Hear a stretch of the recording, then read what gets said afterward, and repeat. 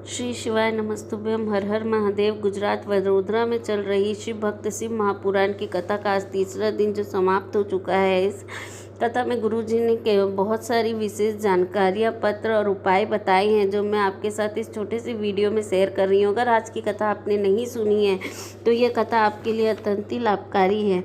आज गुरुजी ने सबसे पहले अनंत चतुर्दशी की सबको बधाई दी। आज मांगशीर महीने की शुक्ल पक्ष की त्रयोदशी को अनंत चतुर्दशी होती है, जिस दिन कामदेव को भस्म किया था शिवजी ने। यही दिन आज अनंत चतुर्दशी के नाम से जाना जाता है और आज सोम प्रदोष का व्रत भी पड़ा है।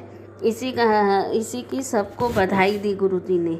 अगला उपाय गुरुजी ने बताया कि जिस तरह गोपियों के दिल में श्याम बसते हैं, हनुमान के दिल में राम बसते हैं, उसी तरह शिव को जो एक लोटा जल चढ़ाता है उसके दिल में महादेव बसते हैं। तो जिस तरह गोपियों को श्याम का दर्शन हुआ, हनुमान जी को राम का दर्शन हुआ, उसी तरह शिव को जल चढ़ाने वाले को एक न एक दिन शिव का दर्शन भी अवश्य प्राप्त होता है। अगला उपाय गुरुजी ने बताया कि जो शिव को पाने का एकमात्र रास्ता यही है कि हम शिव जी को एक लोटा जल चढ़ाएं, शिव की आराधना करें। अगला उपाय गुरुजी ने बताया, जिसके घर पे कोई विवाद चल रहा हो या पति पत्नी का झगड़ा चल रहा हो या केस अदालत तक जा चुका हो, तो आज अनंत चतुर्दशी के दिन अगर वह झगड़ा पति पत्नी का किसी भी प्रकार से हो, अगर पति पत्नी अलग रहते हों और झगड़ा चल रहा हो, तो उनका झगड़ा सुलझाने के लिए आज कच्चे दूध में भिगोकर मात्र उंगली डुबोकर अगर आप शिवजी की कटी भाग पर अपनी उंगली को फेर देते हैं, कामदेव जी रति और महादेव माता पार्वती का नाम लेकर, तो उस पति पत्नी का झगड़ा हमेशा के लिए समाप्त हो जाता है। अगला उपाय गुरुजी ने बताया कि आज मार्गशीर्ष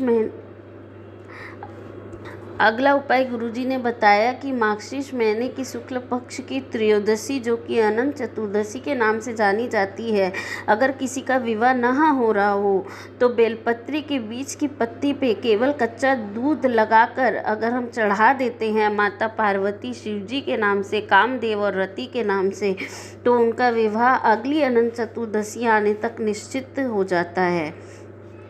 अगला एक पत्र आया जो गुरुजी ने पढ़ा, जिसके बारे में आपको जानकारी दे रही हूँ। अगला पत्र आया भावना राजेश पोपट का मुंबई से, जिन्होंने कहा कि मेरी बेटी को लेफ्ट चेस्ट में गांठ हो गई थी।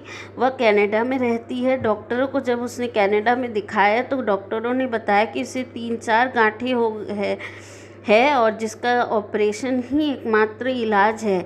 पर जब मेरी बेटी ने मुझे उस बारे में बताया तो मैंने उससे कहा, बेटी दवा लेती रहे लेकिन शिवजी पर जल चढ़ाकर वह जल का आचमन कर। लेकिन कनाडा में शिव मंदिर नहीं था, बेलपत्री नहीं थी, कुछ नहीं था। तो मैंने उससे कहा कि तू शिव की जो मूर्ति है या शिवलिंग है उसी पर जल चढ़ा और उसका आचमन कर। मेरी पुत्री ने कुछ समय के लिए वैसा ही किया और जब अगली जांच हुई तो डॉक्टर भी कनाडा के देख के हैरान है कि जो 3-4 गांठें थी वो पूरी तरह से गल चुकी थी। अगला पत्र गुरुजी ने बताया मंजू पांडे का, जो औरंगाबाद से आई थी, औरंगाबाद महाराष्ट्र से। उन्होंने कहा कि मेरी 5 बेटियां हैं। 4 नंबर की मेरी बेटी को डिलीवरी होनी थी, जो कि हॉस्पिटल में हुई। डिलीवरी हुई लेकिन बच्चा रोया नहीं, उसकी सांसें नहीं थी, उसे सांस लेने में तकलीफ़ बता दी थी डॉक्टरों ने उसे दूसरे हॉस्पिटल में भर्ती करने को कह दिया था। हम 1 घंटे तक दूसरे हॉस्पिटलों के चक्कर लगाते रहे पर किसी ने उसको एडमिट करने के उसको हाथ में लेने को नहीं माना। तब मैंने अपनी 4थे नंबर की बेटी को कहा कि शिवजी पर जल चढ़ा कर आए। उसने शिवजी पर जल चढ़ाया और वही जल का हाथ लेकर उस बच्ची पर फेरा, जिससे उस बच्ची की सांसें आ गई और वह रोने लग गई। उसके शरीर में जो भी रिपोर्टें थी, जो कि उसका हृदय काम नहीं कर रहा था, वह भी सब काम करने लग गया। अगला उपाय गुरुजी ने बताया कि जब हम घर जाते हैं और कहीं चाबी भूल जाते हैं तो घर जाने के बाद हमें चाबी याद आती है, जब हम कुछ पढ़ने लगते हैं तब हमें चश्मा याद आता है, और जब हम कुछ खाने को बैठते हैं तब हमें बत्तीसी याद आती है। उसी तरह अगर हम पर दुख आता है या हम मरने के समय आता है तब हमें महादेव याद आते हैं। लेकिन अगर हम एक लोटा जल और महादेव की भक्ति शुरू से ही करें तो हमें किसी भी प्रकार का दुख जो आता है वह आसानी से महादेव की भक्ति से दूर हो जाता है, और उस दुख को झेलने का हमें बल प्रदान मिलता है। अगला उपाय गुरुजी ने बताया कि भक्त जितना भी भगवान के द्वार पर जाता है, भगवान भी उतना ही भक्त के द्वार पर खड़ा मिलता है। अगला उपाय गुरुजी ने बताया कि हमारे जीवन में जब कष्ट आता है, दुख आता है, बीमारी आती है, तो भी हमें भगवान को छोड़ना नहीं चाहिए। भगवान पर भरोसा रखकर हमें अपने कर्म आगे करते रहना चाहिए। हमारे जो कष्ट, बीमारी या दुख हमारे जीवन में आता है वो हमारे पूर्व कर्मों का भोग ही है जो हमें भोगना होता है, लेकिन भक्ति से वह कर्म भोगने की शक्ति हमें प्राप्त होती है। अगला उपाय जो गुरुजी ने बताया कि शिव मंदिर जाने से जब हम एक लोटा जल चढ़ाते हैं, बेलपत्र चढ़ाते हैं, और भोलेनाथ से अगर हम कुछ भी नहीं मांगते, हम केवल जल चढ़ा, बेलपत्री चढ़ाकर हम बिना कुछ मांगे शिवजी से मंदिर से वापस आ जाते हैं, लेकिन शिवजी हमें कभी खाली नहीं भेजते। वह हमारे हृदय की जो कामना होती है उसे समझ जाते हैं और उसी तरह हमें फल प्रदान करते हैं। अगला उपाय गुरुजी ने बताया कि प्रदोष काल में अगर वट वृक्ष के नीचे दिया लगाकर लौंग का जल डाल दिया जाए, या लौंग चढ़ाकर उस पर जल डाल दिया जाए वटकेश्वर महादेव के नाम से, तो जल को समर्पित कर दिया जाए वटवृक्ष के नीचे, तो कितना भी बड़ा कर्जा हो हमारा वह चूक ही जाता है। लक्ष्मी आने की व्यवस्था अपने आप ही हो जाती है। ये बहुत ही अच्छा कर्ज मुक्ति का उपाय गुरुजी ने आज बताया अपनी कथा में। अगला पत्र गुरुजी ने पढ़ा राजा राम यादव का, जो कि महाराष्ट्र से थे। उन्होंने बताया कि मेरा परिवार टीवी पर आपकी कथा सुनता है और आपके बताए कर्ज मुक्ति का उपाय सुना था। एक बार मैंने वटकेश्वर महादेव का पूजन जो आपने बताया था, चावल हल्दी में मिलाकर जल छोड़ने वाला, वो उपाय मैंने किया, बाबा का पूजन किया, और मेरा खेत जो किसी तरह के भी उपजाऊ नहीं हो रहा था वह कर्जे में डूबता ही चला गया। तो मैंने सब खेती छोड़कर वह वटकेश्वर महादेव का पूजन कर कर अपने खेत में मिर्ची बो दी, जिससे मुझे इतनी फसल हुई कि मेरा सारा कर्जा चूक गया।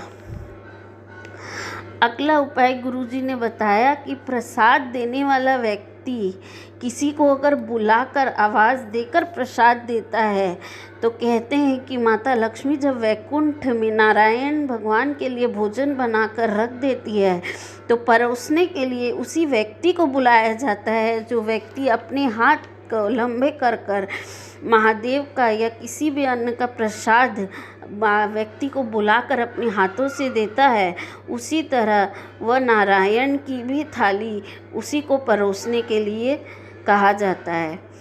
अगला गुरुजी ने रुद्राक्ष वितरण के बारे में बताया कि 16 फरवरी से 22 फरवरी तक सीहोर में जो कथा चलेगी उसमें शिवरात्रि की जो महिमा पर जो कथा चलेगी उसमें रुद्राक्ष बांटे जाएंगे।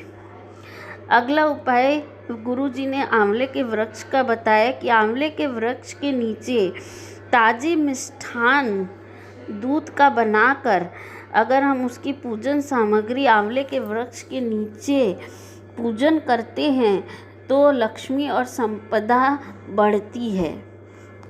अगला उपाय गुरुजी ने समी के वृक्ष के नीचे का बताया कि समी के वृक्ष के नीचे अगर दूध और जल मिलाकर अवधूतेश्वर महादेव के नाम से हफ्ते में अगर हम एक बार भी चढ़ा देते हैं तो रोगों से हमें निवारण होता है, हमारा रोग आगे नहीं बढ़ता और उस रोग का इलाज हमें लगने लगता है।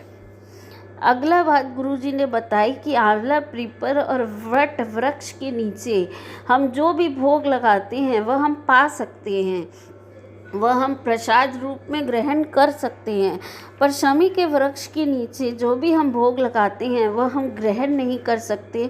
उस भोग को हमें वहीं पर छोड़ना पड़ता है। आगे कथा में गुरुजी ने बताया कि घर में कोई भी शुभ काम होता है तो हम दरवाजे पर आम पत्ते की बंदरवाल बांधी जाती है। ये आम पत्ते की बंदरवाल हम इसलिए बांधते हैं क्योंकि जब रति शिवजी की जब कामदेव शिवजी की तपस्या भंग करने के लिए तीक्ष्ण बाण छोड़े थे तो वो आम के पल्लवों पर छुपकर छोड़े थे और शिवजी ने उन्हें भस्म कर दिया था। तो सभी 33 कोटि देवी देवता उन्हें कामदेव को दर्शन देने के लिए आम के उस पेड़ पर आए थे। इसीलिए हम कोई भी शुभ काम करते हैं तो आम के पत्तों की बंदरवाल बनाकर दरवाजे पर बंदरवाल की तरह टांगते हैं, जिससे हमें 33 कोटि देवी देवताओं का आशीर्वाद प्राप्त हो जाता है।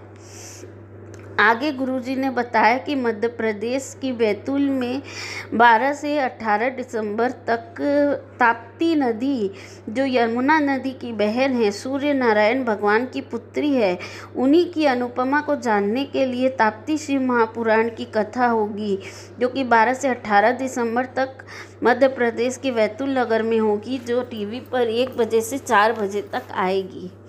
आज की कथा की संपूर्ण जानकारी उपाय पत्र मैंने आपको बताया इस वीडियो में। अगर आपको ये वीडियो उपयोगी लगे तो